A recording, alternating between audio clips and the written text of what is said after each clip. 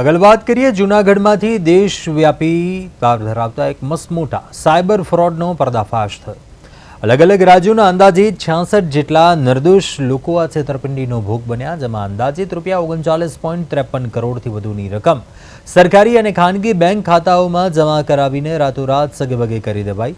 આ સમગ્ર કૌભાંડ મામલે ગત 29 મેના રોજ મુખ્ય આરોપી કેવિન દેકીવાડિયાની સામે જૂનાગઢ બી ડિવિઝન પોલીસ મથકે ગુનો નોંધાયો અને તપાસમાં સામે આવ્યું કે આ કાળા કારોબારમાં જૂનાગઢ, અમદાવાદ સહિતના વિસ્તારોના અન્ય 17 શખ્સોએ પણ કેવિનને સાથ આપ્યો હતો। પોલીસે આ મામલે કડક કાર્યવાહી કરતા માંગરોળ જેલમાંથી કેવિનનું ટ્રાન્સફર વોરંટને આધારે કબજો મેળવ્યો હતો અને તેને જૂનાગઢ કોર્ટમાં રજૂ કરી 2 દિવસના રિમાન્ડ મેળવ્યા।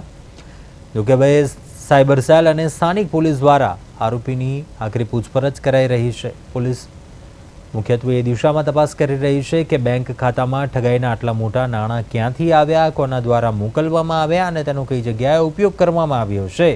રિમાન્ડ દરમિયાન હજુ પણ અનેક મોટા માથાઓના નામ સામે આવે તેવી પૂરેપૂરી શક્યતાઓ છે।